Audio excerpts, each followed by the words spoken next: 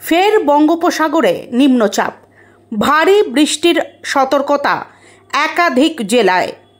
উত্তর পশ্চিম বঙ্গোপসাগরে ফের নিম্নচাপ, বাংলাদেশ ও সংলগ্ন পশ্চিমবঙ্গের উপকূলে অবস্থান করছে।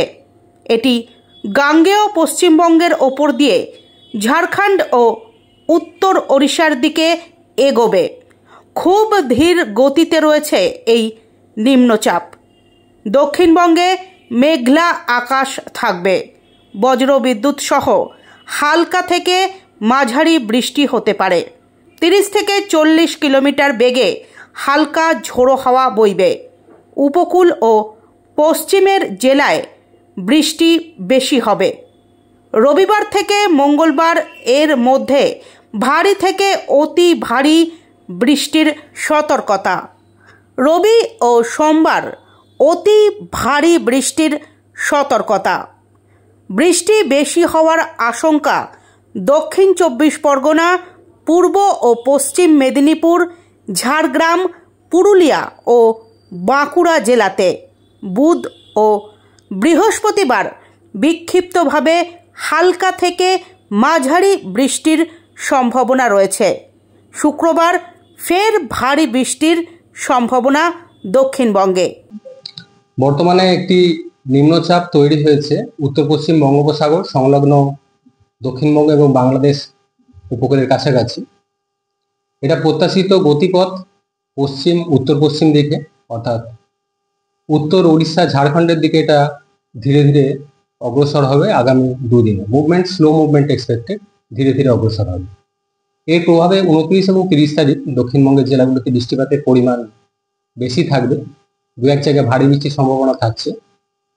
প্রভাবটা বেশি থাকার সম্ভাবনা রয়েছে মেনলি পূর্ব পশ্চিম মেদিনীপুর, ঝাড়গ্রাম, বাঁকুড়া, পুরুলিয়া এই জেলাগুলোতে।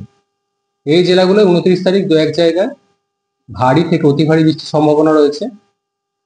পার্শ্ববর্তী কয়েকটা জেলা যেমন দক্ষিণ 24 পরগনা, হাওড়া, হুগলি, পূর্ব পশ্চিম বর্ধমান এই জেলাগুলো 29 তারিখ দু এক জায়গায় ভারী বৃষ্টির সম্ভাবনা রয়েছে।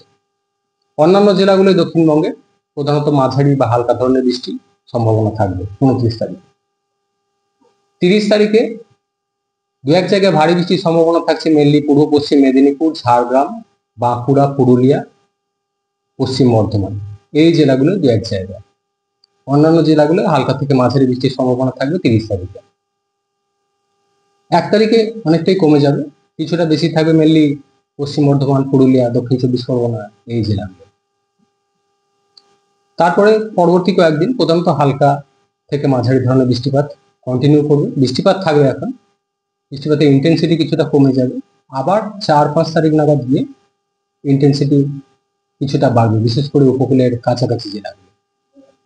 অর্থাৎ এই নিম্নচাপের কারণে প্রধানত 29 থেকে 30 দক্ষিণবঙ্গে বৃষ্টিপাতের পরিমাণ বেশি থাকার সম্ভাবনা।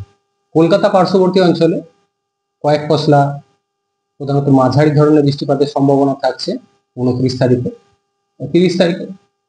30 তারিখে মেনলি কয়েক পশলা বৃষ্টি 30 তারিখেও থাকবে, হালকা থেকে মাঝারি ধরনের বৃষ্টি 30 তারিখে থাকার সম্ভাবনা। পরবর্তী কয়েকদিন কলকাতা পার্শ্ববর্তী অঞ্চলে প্রধানত হালকা ধরনের বৃষ্টির সম্ভাবনা কন্টিনিউ করবে। এই বৃষ্টি কতদিন চলবে? ইন্টেন্সিটি বেশি থাকার সম্ভাবনা যেটা বলা হলো আগামী দুদিন, অর্থাৎ 29 থেকে 30 তারিখ এই যে সিস্টেম, তার কারণে এই দুদিন ইন্টেন্সিটি বেশির দিকে থাকার সম্ভাবনা, দু এক জায়গায় ভারী বৃষ্টির সম্ভাবনা থাকছে। উত্তরবঙ্গের জন্য বৃষ্টিপাতের ইন্টেন্সিটি কিছুটা বেশি থাকার সম্ভাবনা থাকবে 30 থেকে 2 তারিখ পর্যন্ত। 30 তারিখে উত্তরবঙ্গের বিশেষ করে উত্তরের জেলাগুলো দার্জিলিং, কালিম্পং, জলপাইগুড়ি, কোচবিহার, আলিপুরদুয়ার এই জেলাগুলো দু এক জায়গায় ভারী বৃষ্টির সম্ভাবনা রয়েছে।